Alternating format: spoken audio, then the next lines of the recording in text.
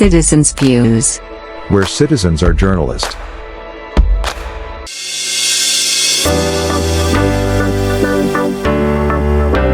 বিসমিল্লাহির রহমানির রহিম। সুধী দর্শক মণ্ডলী, আসসালামু আলাইকুম। সিটিজেন ভিউজের নিয়মিত আয়োজন নাগরিক সংলাপ অনুষ্ঠানে আপনাদেরকে স্বাগত জানাচ্ছি। আমরা এই নাগরিক সংলাপ অনুষ্ঠানে বরাবরের মতো আমাদের নিয়মিত অতিথি জনাব মাহবুব হোসেন প্যারিস থেকে জয়েন করেছেন। মাহবুব ভাই, আপনাকে স্বাগত জানাচ্ছি। রাজা ভাই, আপনাকে জানাচ্ছি অভিনন্দন, শুভেচ্ছা এবং অনুষ্ঠান যারা দেখছেন সবার প্রতি জানাচ্ছি, দেশ বিদেশে যারা আমাদের অনুষ্ঠান সবসময় নিয়মিত দেখছেন তাদের প্রতি অভিনন্দন, শুভেচ্ছা। আসসালামু আলাইকুম রহমতুল্লাহ। দর্শক মণ্ডলী, আপনারা জানেন যে এই অনুষ্ঠানে আমরা সাধারণত বাংলাদেশের চলমান রাজনৈতিক পরিস্থিতি, বিশেষ করে এই 5ই আগস্ট পরবর্তী সময়ের যে রাজনৈতিক পরিস্থিতি বিরাজমান, পাশাপাশি বাংলাদেশের স্বাধীনতা এবং সার্বভৌমত্ব, এই বিষয়টাকে গুরুত্ব আরোপ করেই মূলত আমরা আলোচনা গুলা করে থাকি। আজকে আমরা আলোচনা করব বাংলাদেশের চলমান রাজনীতি নিয়ে। আমাদের সাথে থাকবেন। আপনাদের যদি কোনো প্রশ্ন থেকে থাকে অবশ্যই কমেন্ট বক্সে আপনারা প্রশ্ন করবেন, পরবর্তীতে আমরা সেই আপনাদের প্রশ্নগুলোর উত্তর দেওয়ার চেষ্টা করব। মহোদয়, দেশের বর্তমান রাজনৈতিক পরিস্থিতি সম্পর্কে নিশ্চয়ই আপনি অবগত আছেন। সম্প্রতি ডক্টর মোহাম্মদ ইউনূস একটি কলাম লিখেছেন আমেরিকার একটি পত্রিকাতে, এবং সেখানে উনি লিখেছেন যে ফেব্রুয়ারিতেই নির্বাচন হচ্ছে, এটা কনফার্ম। পাশাপাশি উনি এটাও লিখেছেন যে পরবর্তী যে সরকার আসবে সেই সরকারের সঙ্গে উনি সম্পৃক্ত থাকবেন না। কারণ মার্কেটে একটা গুঞ্জন আছে দেশে যে ডক্টর মোহাম্মদ ইউনূস হয়তো পরবর্তীতে প্রেসিডেন্ট হিসেবে আগামী সরকারের দায়িত্ব পালন করবে। তো সেটাও উনি পরিষ্কার করে বলেছেন যে উনি সেখানে থাকবেন না। তো এই পরিস্থিতিতে আপনি দেখেছেন যে দেশে একটি দল ইমিডিয়েট নির্বাচন চাচ্ছে এবং অন্যান্য দলগুলা বিচার এবং সংস্কার পরবর্তীতে নির্বাচন চাচ্ছে। তো এ বিষয়ে আপনার মতামত এবং আপনার অবজারভেশনটা কি বলে আপনি মনে করেন? ধন্যবাদ রাজা ভাই, আপনাকে একটা গুরুত্বপূর্ণ বিষয়ে অবতারণা করার জন্য। নির্বাচন, সংস্কার নাকি বিচার, এই তিন শব্দের দোলাচলে বাংলাদেশের রাজনীতির অঙ্গন এখন উত্তপ্ত।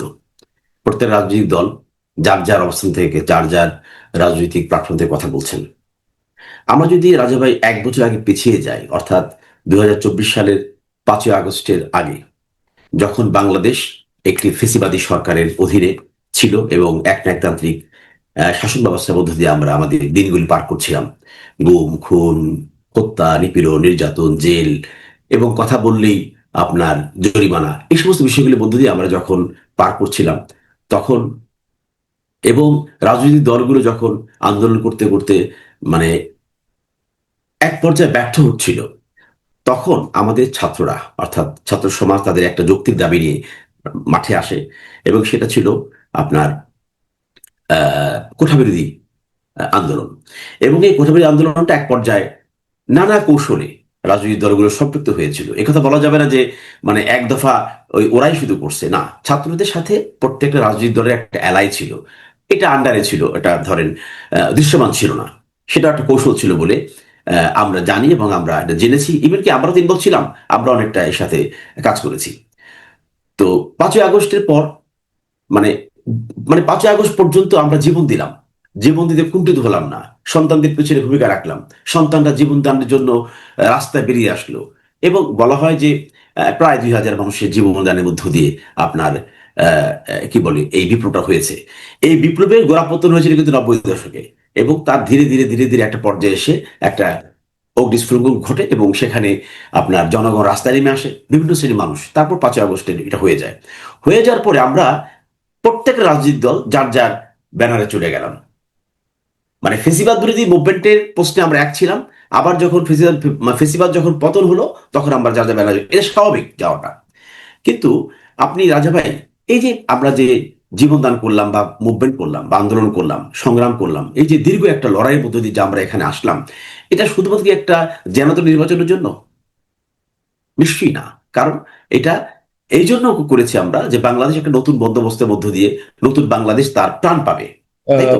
ভাই, দেখেন, আমরা আমরা একটু মানে পিছনের দিকে একটু ফিরে যেতে চাই। 2018 সালে যে কোটা আন্দোলন হয়েছিল এবং ছাত্রদের, বিশেষ করে স্কুল ছাত্রদের যে সড়ক নিরাপদ সড়কের দাবিতে যে আন্দোলন ছিল, ওইখানে আপনি যদি একটু আপনার পিছনের দিকে ফিরে যান স্মৃতিতে, তাহলে দেখবেন ওখানে রাস্তায় রাস্তায় লেখা ছিল কিন্তু রাষ্ট্র মেরামতের কাজ চলছে, আপনারা অন্য পথ দিয়ে চলে যান। অর্থাৎ এই রাষ্ট্র মেরামতের কথাটা কিন্তু আজকের নতুন না, এটা 2024 সালের এই বিপ্লবের কথা না, কিন্তু এটা রাষ্ট্র মেরামতের কথা আরো 4 বছর আগে, আরো না 6 বছর 4 আগে। বছর আগের কথা। জি, জি।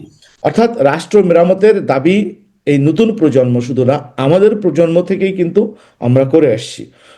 যে বাংলাদেশের রাষ্ট্রের সংবিধান থেকে শুরু করে রাষ্ট্রীয় ব্যবস্থাপনা, সকল রাষ্ট্রীয় যন্ত্র নতুন করে ঢেলে সাজাতে হবে। আজকে আপনি যদি সচিবালয়ের দিকে তাকান, অর্থাৎ প্রশাসনিক অ্যাডমিনিস্ট্রেশনের দিকে তাকান, সেটা তো একদমই নষ্ট। এখানে কোনো চেইন অফ কমান্ড নাই, এখানে দুর্নীতিতে সয়লাব। প্রত্যেকটা ডিপার্টমেন্ট মানে রাষ্ট্রের প্রত্যেকটা ডিপার্টমেন্ট, সেই ট্যাক্স ডিপার্টমেন্ট থেকে শুরু করে বিদ্যুৎ, ট্যাক্স, তারপরে হচ্ছে আপনার ওই সিভিল অ্যাডমিনিস্ট্রেশন, প্রতিটা জায়গাতেই দুর্নীতি ছাড়া কোনো কথা নেই। তো এখন এই দুর্নীতিবাজদেরকে রেখে রাষ্ট্র যদি সেই একই নিয়মে আগে চলতে থাকে, তাহলে তো আমাদের এই 2000 মানুষের, 2000 ছাত্র জনতার জীবনের কোনো ভ্যালু নাই।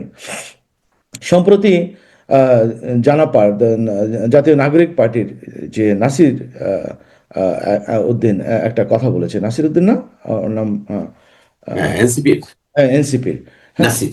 হ্যাঁ নাসির, ও একটা কথা বলেছে, আমার মানে সাংঘাতিক কষ্ট পেয়েছি আমি কথাটাতে। মানে আমি কষ্ট পেয়েছি ওর কথার জন্য না, মানে এই স্মৃতিটা মনে করে। সেটা হলো, ও বলেছে যে যদি বিচার এবং সংস্কারের আগে যদি নির্বাচন দেন, তাহলে আমাদের যে ভাইরা শহীদ হয়েছে তাদেরকে আমাদের জীবন্ত ফেরত দিন। এর থেকে আর মানে জ্বলন্ত মানে কথা আর কিছু হতে পারে বলে আমি মনে করি না। হ্যাঁ, আপনার কন্টিনিউ করেন প্লিজ, আমি আপনাকে তো একটু। আমি যা বলছিলাম যে আপনার এই যে আমরা ফিরে গেলাম বাংলাদেশের, এই বাংলাদেশে থাকবে, বাংলাদেশ হারিয়ে যাবে না। মানে মনে হয় যে বাংলাদেশে নির্বাচন হলে চলে যাবে, কি একটা আমরা হারিয়ে ফেলবো। No, not like that.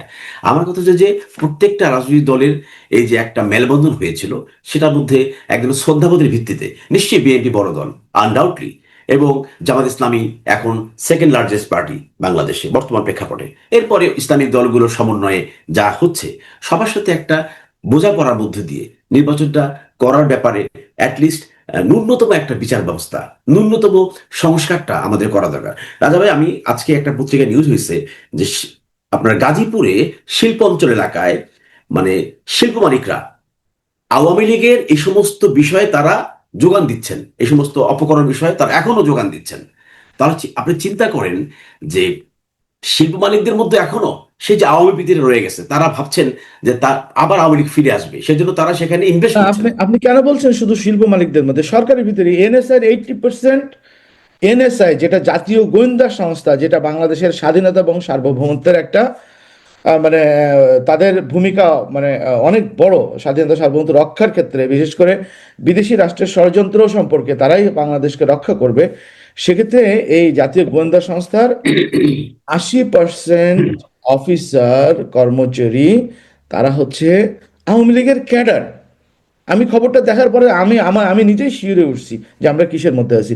আপনি শুধু এখানে শুধু এনএসআই কেন, আপনি রাষ্ট্রের মধ্যে এখনো পর্যন্ত 70 থেকে 80% অ্যাডমিনিস্ট্রেশনে যারা জেলা প্রশাসক আছে, যারা সচিবালয় আছে, তারা প্রত্যেকেই আওয়ামী লীগ সরকারের সময় তারা সুবিধা নিয়েছে। শুধু তাই না, তারা জয় বাংলা স্লোগান দিয়ে রাস্তায় পর্যন্ত নেমেছিল বিচার বিভাগের কর্মকর্তারা। আমার এখনো পর্যন্ত, আমার স্মৃতিতে এখনো পর্যন্ত ঘরে যারা বিচার বিভাগের কর্মকর্তা, বিচার বিভাগের সঙ্গে যারা জড়িত শুধু শুধু বিচারকরা। তাই না, আপনি দেখেন যে সমস্ত আর্মি অফিসাররা গত 15 বছরে হাসিনাকে সহায়তা করছে, তার মধ্যে একজন হচ্ছেন মানে আপনার ব্রিগেডিয়ার জেনারেল নাজিমুদ্দৌলা।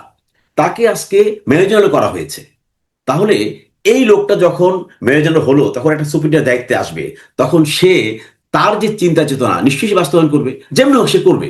হয়তো সাময়িক হয়তো একটা অভিনয় করে দেখাবে যে না, সে এর সাথে নাই, কিন্তু আলটিমেটলি তার মাথার ভিতরে যেই আপনার যেটা মাইন্ডসেট করা আছে, আওয়ামী মাইন্ডসেট, সেটা সে বাস্তবায়ন করবে। তার শুধু তাই না, রাজ ভাই, আপনি যেটা বললেন যে নাসিরের কথা বললেন, এটা তো খুব দুঃখজনক। নাসির তো আক্ষেপের কথা বলছে, আমারও একই কথা, যে তোমরা আজকে নির্বাচনের নামে মানে ফেসিবাদকে তোমরা তোমরা বিচারের আওতা থেকে দূরে রাখছো। নির্বাচনের কথা বলে আপনার যে সমস্যাগুলো হওয়ার কথা ছিল, সেগুলো আজকে হচ্ছে না। অথচ ছোট্ট বাচ্চা থেকে শুরু করে, যার মায়ের বুকের মধ্যে ছিল, একটা গুলি এসে তার লাগলো, সে মারা গেল, এবং বৃদ্ধ পর্যন্ত জীবন দিল, সেই জীবনগুলো তো ফেরত চাওয়ার মানে নাসির চাইছে, এটা অস্বাভাবিক কিছু বলে নেই। এটা পারবে আমাদের রাজনীতিবিদরা ফিরে দিতে? এটা সম্ভব না। সুতরাং রাজনীতিবিদদের কাছে অনুরোধ থাকবে, আমরা পার্সোনালি অনুরোধ করবো, জনগণের ভয়েস রেস করতে চাই যে আপনারা আল্লাহর হস্তে মেহরবানি করে সমস্ত রাজনৈতিক দলের মধ্যে ঐক্য আনেন, ন্যূনতম একটা সংস্কার হোক এবং বিচার হোক, তারপরে আপনারা একটা সুষ্ঠু নির্বাচন। আজকে নির্বাচন হলে রাজা ভাই, যেভাবে রাস্তাঘাটে এই যে কাটাকাটি মারামারি, দলের মধ্যে আভ্যন্তরীণ কোন্দল, দলদলীয় কোন্দল হচ্ছে, এটা যদি চলতে থাকে তাহলে বাংলাদেশে সুষ্ঠু নির্বাচন হওয়ার প্রশ্নই আসে না। কে জানি বলল যে শুধুমাত্র নাম ঘোষণার পরে যদি এলাকায় ফেরত যায়, ওই এলাকায় যাওয়ার আগেই বুড়িগঙ্গার মতো চুবাই মারবে প্রার্থীদেরকে। এই হবে অবস্থা। তার মানে আমি যদি প্রার্থী ঘোষিত হই, সাথে সাথে দেখা যাবে যে আপনার আমার অপহরণ যে, অথবা যে আমার যে প্রতিপক্ষ যে, অথবা এক দলের ভিতরে বিদ্রোহী প্রার্থী সংখ্যা শুরু হয়ে যাবে। সুতরাং অ্যাটলিস্ট মেধাগতভাবে আপনার মননশীলতার মধ্যে একজনের শ্রদ্ধাবোধ আনতে হবে যে না, এই রাষ্ট্র আমার, এই রাষ্ট্রের পোস্টে একটা নির্বাচন হবে, নির্বাচন হচ্ছে রাষ্ট্রকে পরিচালনা করার জন্য, এখানে লোভের কিছু নাই, লাভের কিছু নাই, জাস্ট দেশ সেবা। এটা যদি আমরা মানে মানুষের মধ্যে যদি জাগ্রত করতে পারি তাহলে সুষ্ঠু নির্বাচন সম্ভব। এবং আগামীর যে বন্দোবস্ত বাংলাদেশ, নতুন বাংলাদেশ আমরা যা কল্পনা করি, আমাদের সন্তানরা যা জীবন দিয়ে কল্পনা করি, সেটা বাস্তবায়ন করা যাবে। আপনি দেখেন, সম্প্রতি আপনি একটা শুনছেন হয়তো বা ভিডিওটাও দেখছেন, সেটা হলো যে বিএনপির খালেদা খালেদা জিয়ার উপদেষ্টা হাবিব রহমান হাবিব, যে আগে এক্স এক্স ছাত্রলীগের প্রেসিডেন্ট। এক্স ছাত্রলীগের প্রেসিডেন্ট ছিল, উনি বলছেন যে বিএনপির তারেক জিয়া এবং বিএনপির যদি কেউ সমালোচনা করে তার জিহ্বা কেটে তা কুত্তা দিয়ে খাওয়াবে। তো এই যদি হয় এখনকার কথাবার্তা, এরা ক্ষমতায় গেলে কি করবে ভাই? এটা তো আমার তো মানে আমি তো কল্পনাও করতে পারতেছি না যে এরা এখন যে পরিমাণ চাঁদাবাজি সন্ত্রাস এই দলটা শুরু করছে, এরা ক্ষমতায় গেলে এরা তো বাংলাদেশের মানুষকে তো আওয়ামী লীগ যা করেছে তার তো মানে শুধু শুধু হাবিব ভাই না, দেখেন হাবিব ভাই তো মুজিববাদী ছাত্রলীগের প্রেসিডেন্ট, এবং ফজলু ভাই কিন্তু, ফজলু আমার ভেরি ক্লোজ টু মি, আমার পরিবারের সাথে সম্পর্ক আছে। কিন্তু সত্য বলা প্রসঙ্গে রাজু ভাই আমি আপোষ করবো না, ফজলু ভাই এবং হাবিব ভাই দুজন কিন্তু মুজিববাদী ছাত্রলীগের প্রেসিডেন্ট ছিলেন, তাই তো? সুতরাং তাদের মননে মগজে কিন্তু ওই ছাত্রলীগ কাজ করবে, আওয়ামী লীগ কাজ করবে, এটা বাস্তবতা। আজকে মনে হয় যে মানে বিএনপির ভিতরে একটা আওয়ামী শাখা হিসেবে তারা কাজ করছেন, এবং তারা যেভাবে যে ভাষায় কথা বলছেন। এবং শুধু তাই না, রুমিন ফারহানা, যাকে সবাই মানে অলিয়াদদের মেয়ে, শুধু অলিয়াদ তো আওয়ামী লীগের ফাউন্ডার মেম্বার ছিলেন। সুতরাং তার মেয়ের রক্তের ভিতরে ওই আওয়ামী করা থাকবে, এটা বাস্তবতা। সুতরাং এই আওয়ামী লীগরা কিন্তু বিএনপিকে একটা চরম জায়গায় নিয়ে যাচ্ছে, এবং বিএনপির মানে জনগণের যে আস্থা মানে হারাচ্ছে বিএনপি দিনে দিনে, এর জন্য দায়ী কিন্তু এই লোকগুলো। অথচ মানে বিএনপি শীর্ষ পর্যায়ের নেতৃবৃন্দ এদের ব্যাপারে কোনো রকমের ভূমিকা আপনার নিচ্ছে কি না। মনে হয় নির্বাচন সুষ্ঠু হবে এই পরিস্থিতিতে যদি নির্বাচন করে? সংস্কার এবং একটা বিচার যদি বিশেষ করে হাসিনা এবং তার সাথে যারা এলাই যারা ছিল বড় বড় পর্যায়ে, তাদের বিচারটা যদি একদম বাস্তবায়ন না করতে পারে রাজা ভাই, এবং যদি সংস্কার না করা যায়, তাহলে নির্বাচন সুষ্ঠু প্রশ্নই রাজা ভাই, এখানে একটা মানে রক্ত বন্যা বসবে এই নির্বাচন। আরেকটা বিষয় একটু কথা বলতে চাই, সেটা হলো দেখেন, যে সংস্কারের কথাগুলো বলা হচ্ছে, যে সংস্কার প্রস্তাবনা দেওয়া হচ্ছে, একটা সংস্কারও কিন্তু ইমপ্লিমেন্ট হয় নাই। দ্যাট মিনস মানে চোখে দেখার মতো কোনো সংস্কার কিন্তু এখনো কিন্তু জনগণ, মানে সংস্কারটা আসলে কি, এটা কি ভাতে দিয়ে খায়, নাকি মানে পানিতে দিয়ে গুলে খায়, নাকি এটা ড্রিঙ্ক করে, এটা কি সংস্কারটা কোথায়? কাজীর গরু কাগজে কলমে। হ্যাঁ, এটা কোথায় হচ্ছে? তা সেটা যদি দৃশ্যমান যদি না হয়, সংস্কারটা আমরা যদি না দেখতে পাই, তাহলে এই সংস্কার দিয়ে আমরা কি করিব? এবং এই সংস্কার ছাড়া যদি নির্বাচন হয়, নির্বাচন তো সে আগের মতোই হবে। কেন্দ্র দখল, ভোট দখল, প্রার্থীদের হুমকি, আপনার হচ্ছে আগের দিন রাতের বেলা ব্যালট পেপার ছিনতাই, এগুলোই তো হবে। এগুলো স্পষ্ট তো আমি দেখতে পাচ্ছি। সব জায়গায় আপনি শুধুমাত্র যে মানে রাজনীতি বলবেন না, আজকে মিডিয়ার মধ্যে দেখেন এই যে একজন সাংবাদিক, সিনিয়র সাংবাদিক বিমলরঞ্জন সরকার, তিনি আত্মহত্যা করলেন। এটাকে নিয়ে মানে আওয়ামীপন্থী পত্রিকাগুলো যেভাবে লাফায় উঠলো, হ্যাঁ, কিন্তু পরে কি দেখা গেল যে সে আত্মহত্যা করছে, এবং মানে তার গায়ের ভিতরে কোনো রকমের আঘাতের চিহ্ন নাই, এবং আমি সে চিঠি লিখে গেছে যাওয়ার আমি আগে। আমি বিবদা আমার ব্যক্তিগত পরিচিত ছিলেন, হ্যাঁ। আমার হ্যাঁ, কাছে মানে উনি যখন জাহাজানি চাকরি করতেন, আমি নিয়মিত জাহাজানি যেতাম, কারণ হচ্ছে আমার ফ্রেন্ড আশরাফুল আলম ওখানে চাকরি করতো, আলম। তো যেখানে আমি তখন আজকের কাগজে ছিলাম, তখন আমি জয়েন করি নাই আর কি দৈনিক মিল্লাতে। তো ওই সময় বিপদার সঙ্গে ওই সময় থেকে আমার পরিচয়, 91 সাল থেকে। তো বিপদা অসাধারণ একটা ভালো মানুষ, নিঃসন্দেহে, অস্বীকার করার কিছু নেই। এবং ওনার লেখাটা আমি গত রাতের বেলা পড়লাম, মাহবুব ভাই। মানে সত্যি আমার কষ্ট লাগছে, তার জন্য ভীষণ কষ্ট লাগছে যে চাচি চাচি। মানে মহা চাটুকাররা শত শত কোটি টাকার মালিক রাইট।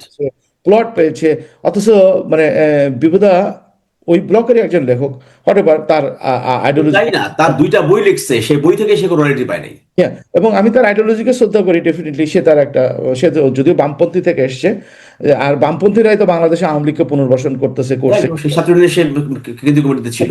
ছিল। হুম। বিহুদা আমার ব্যক্তিগতভাবেও মানে ওনার সঙ্গে আমার 2002-3 সাল থেকে ওনার সঙ্গে আমার নিয়মিত মোটামুটি হাই হ্যালো হতো আর কি, প্রেস ক্লাবে গেলে। কিন্তু ওনার গতকালকের যে লেখাটা পড়ে সত্যি আমি খুব কষ্ট পেয়েছি, এবং যে মহাচাটুকারদের ভিড়ে কিন্তু ওনার মতো একজন আওয়ামীপন্থী, বামপন্থী এবং প্রগতিশীল লেখক উনি কিন্তু মানে জায়গা করে নিতে পারে নাই। সুযোগ পায় না, রাইট। হুম। যে তো কারণে এখন ধরেন এই এই এই ক্রাইসিস মুহূর্তে মানে দুঃখজনক, আমি মনে করি যে আত্মহত্যার পথটা অবশ্যই নিন্দনীয়, অবশ্যই ঘৃণার। আহ, কিন্তু বিভুদার এই মৃত্যুকে অবশ্যই আমি খুব মানে মানে দুঃখজনক আর কি, খুবই, সোজা কথা। খুবই যে একটা একটা মানুষ, এটা কিন্তু দেশের প্রতিচ্ছবি ফুটে ওঠে। আমি ওনাকে বাদ দিলাম, উনি আওয়ামীপন্থী কিংবা উনি অনেক হচ্ছে বামপন্থী, উনি আমার অপোনেন্ট, কিছুই না, এটা কিছুই আমার না। কিছুই না, বাট আমাদের কাছে কিছু না। আমরা যারা সাংবাদিকতা করি আমাদের কাছে কিন্তু আমাদের সমালোচনার দ্বার কিন্তু সর্বদা উন্মুক্ত। আমরা বিএনপিকে যেমন সমালোচনা করেছি, আওয়ামী লীগকে সেরকম সমালোচনা করি, পরবর্তীতে যারা আসবে তাদেরকেও আমরা সমালোচনা করব। জি, এক্ষেত্রে নিশ্চয়ই, কেউই মাপ পাবে না আমাদের কাছ থেকে। অবশ্যই না, আপনি আমি তো সেই ধরনের আইডিওলজি পোষণ করি, আমরা তাই ওন না? করি। তো বিবুদা যে দৈন্যতা এবং যে সমস্যার কারণে উনি আত্মহত্যা করলেন, এটা কিন্তু আমি মনে করি এটা রাষ্ট্রের ব্যর্থতা। এটা একটি রাষ্ট্রের ব্যর্থতা। নিশ্চয়ই, অবশ্যই আমি এবং এটা আপনি দেখেন। যদি বলেন কেন রাষ্ট্রের ব্যর্থতা, একজন সিনিয়র সাংবাদিক, তার বেতন কাঠামো ঠিক নাই। সেটা সাক্ষী করে বলছে তো যে তার উপরে যে সে ডাবল বেতন পাচ্ছে, হ্যাঁ, অথচ তার বেতন, একজন সিনিয়র সাংবাদিক, দীর্ঘদিনের আজকের সাংবাদিক, উনি অনেক পুরনো সাংবাদিকদের মধ্যে একজন, তার বেতন কাঠামো ঠিক নাই। বেতন কোনো মাসে পায়, কোনো মাসে পায় না। যে লেখাগুলো সংবাদপত্রে দেয় সেখান থেকে লেখা পায় না, টাকা পায় না, টাকা পায় না। রয়্যালটি পায় না। জি, বই বিক্রি করছে, বই লিখছে, সেখান থেকে রয়্যালটি পায় না। এই যে অনিয়ম, এই যে শুধু সর্বক্ষেত্রে, এটাকে আপনি সংস্কারের ছাড়া আপনি যদি আবার একটি দেশ আবার যদি চলতে থাকে, আবার যদি একটা তথাকথিত নির্বাচিত সরকার যদি আসে, আপনি কি মনে করেন এর বাইরে যেতে পারবে? অবশ্যই পারবে না। প্রশ্নই আসে না।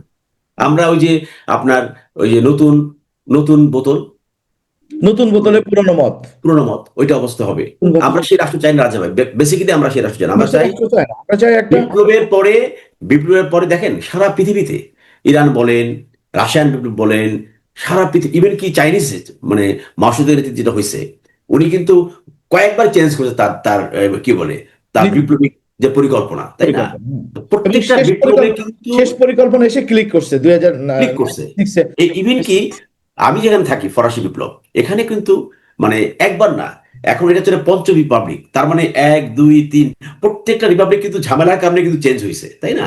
কিন্তু আমরা দেখেন 54 বছরে আমাদের কিছুই করতে পারিনি। চোর বাটপার পয়দা ছাড়া এদেশে কিছুই আমরা করতে পারিনি। এখন মনে একজন করেন, ভদ্রলোক আজকে বলছিল যে যারা বাংলাদেশে মানে শুধুমাত্র পেশা রাজনীতি, হুম, যাদের শুধুই পেশা রাজনীতি, তারা দুর্নীতিবাজ, তারা দুর্নীতি করে, এটা বাস্তবতা। হ্যাঁ। তো সুতরাং মনে করেন আমার আমার হচ্ছে শহীদুল্লাহ, রুদ্র মোহাম্মদ শহীদুল্লাহর ওই কবিতার ওই প্রথম পংক্তিগুলা কিন্তু আমার মানে ভীষণ পছন্দ। পরবর্তী মানে হয়তোবা কবি হিসেবে সে বামপন্থী, কিন্তু না আপনার না, অসাধারণ কবি।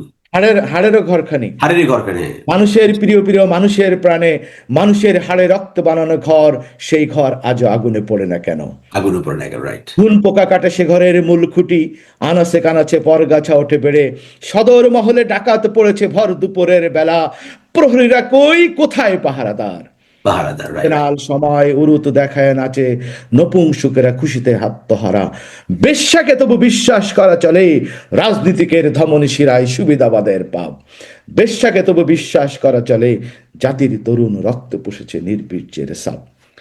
দেখেন, রাজনীতিবিদরা এই 71-এর পরবর্তীতে 72 থেকে যে কলুষিত হওয়া শুরু করছে, সেই কলুষিত এখনো পর্যন্ত থামে নাই। শেষ হয়নি, রাইট, শেষ হয় নাই। আমরা রাজনীতি থেকে কেন দূরে মাহবুবা, আপনি আমি, আমরা তো রাজনৈতিক আমরা ছাত্র রাজনীতি করছি, সোশ্যাল মুভমেন্ট করছি, দূরে কারণ এইসব কারণে। দূরে কেন? শুধুমাত্র এই অনৈতিক ভাবভঙ্গির কারণে, রাজনীতিবিদদের এই অনৈতিকতার কারণে আমরা কিন্তু আজকে দূরে আছি। তো এখনো পর্যন্ত বাংলাদেশে এই রাজনীতিবিদরা যদি ভালো না হয়, বাংলাদেশ একটি মানে চরম একটা দুর্ভোগের মধ্যে আবার পড়ে যাবে। এই আবার করবো। রাজনীতিবিদদের কারণেই কিন্তু আজকে ডক্টর মোহাম্মদ ইউনূস কিন্তু তার পরিকল্পনা পরিবর্তন করতে বাধ্য হয়েছে। আগে নির্বাচন মানে যত দ্রুত সম্ভব সংস্কার টংস্কার বাদ দিয়ে নির্বাচন দিতে বাধ্য হয়েছে? আপনি কি মনে করেন? আমি আমি আপনার সাথে একমত। এবং শুধু তাই না, দেখেন ডক্টর ইউনূস যখন প্রথম দায়িত্ব নেন তখন উনি বলতেন 5ই আগস্টের বিপ্লব বলতেন, এখন সেটা সে উচ্চারণ করে না। হুম। তার মানে আমাদের রাজনীতিবিদরা তাকে নানাভাবে, একজন সজ্জন মানুষ, একজন ভদ্রলোক, যিনি মানে বেসিক্যালি অর্থনীতি দিয়ে কাজ কাজ করছেন, তাকে আমরা আইনে বসাইছি এখানে। উনি যখনই কাজ করার জন্য শুরু করলেন তখনই আমরা তার পা টেনে ধরলাম।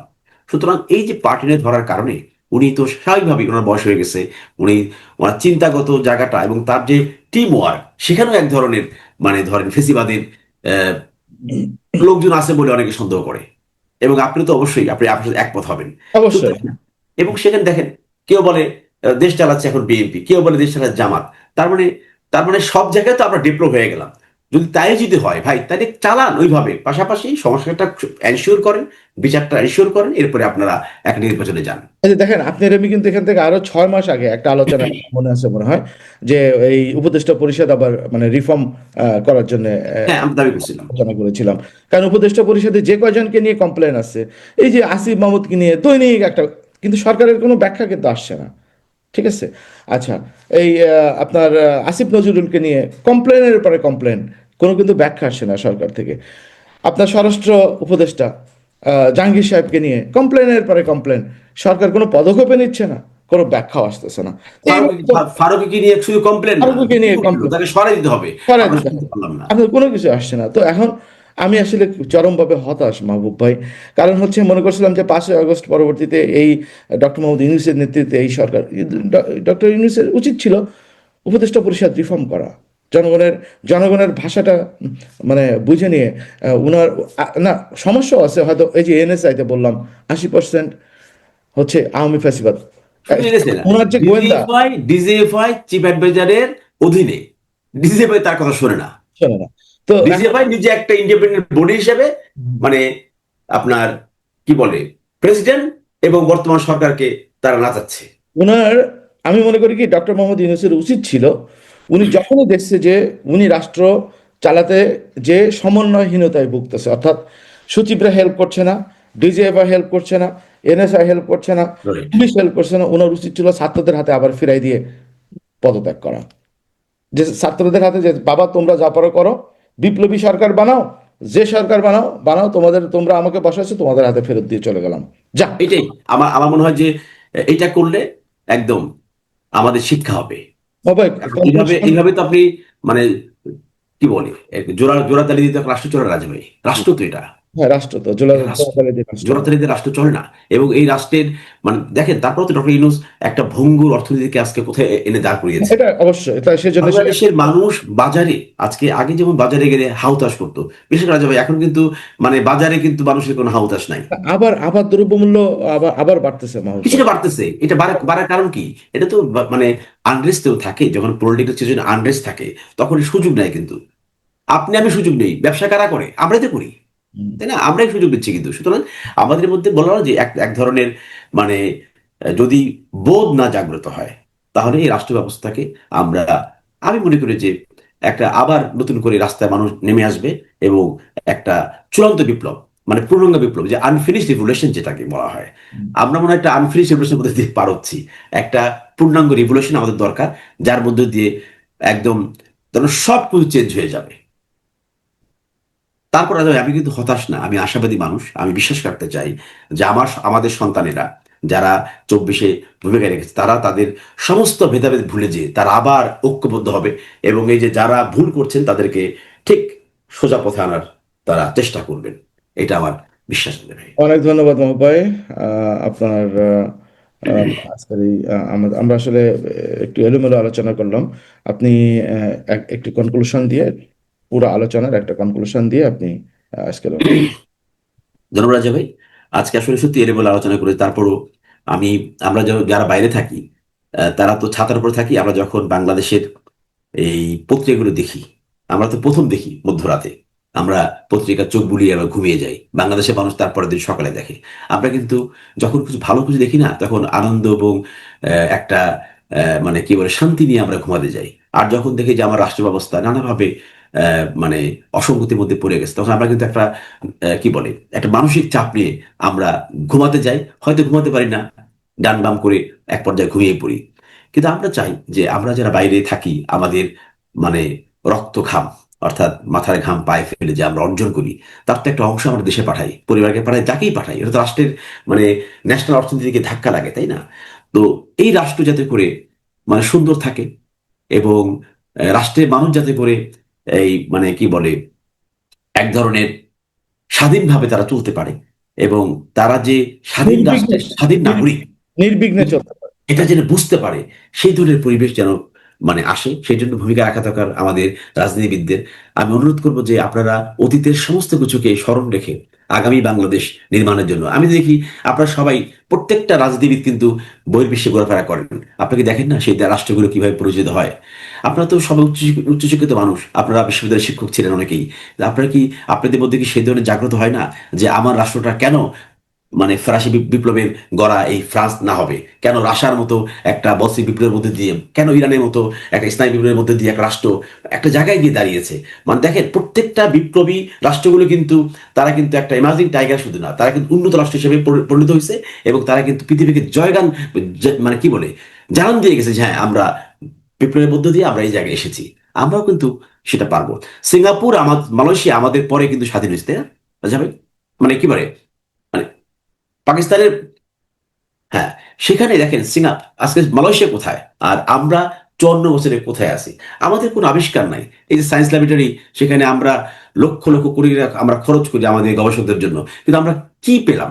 কিছুই পাই নাই। সুতরাং একটা দেশপ্রেমের মানে ধারণ করে এই বাংলাদেশ যেন আমরা নির্মাণ করতে পারি, সেদিকে মানে দলমত সকলের প্রতি আমি আহ্বান জানাবো, বিশেষ করে রাজনীতিবিদদের প্রতি আমার বিনীত অনুরোধ, আপনারা ঐক্যবদ্ধ হন, ঐক্যবদ্ধ থাকুন রাষ্ট্রের প্রয়োজনে, এই রাষ্ট্র বিনির্মাণের প্রশ্নে, এবং আপনারা মেলবন্ধন হন এবং ঘোষণা করুন রাষ্ট্রই হবে আমাদের সমস্ত চিন্তা চেতনার একটি জায়গা, কেন্দ্রবিন্দু।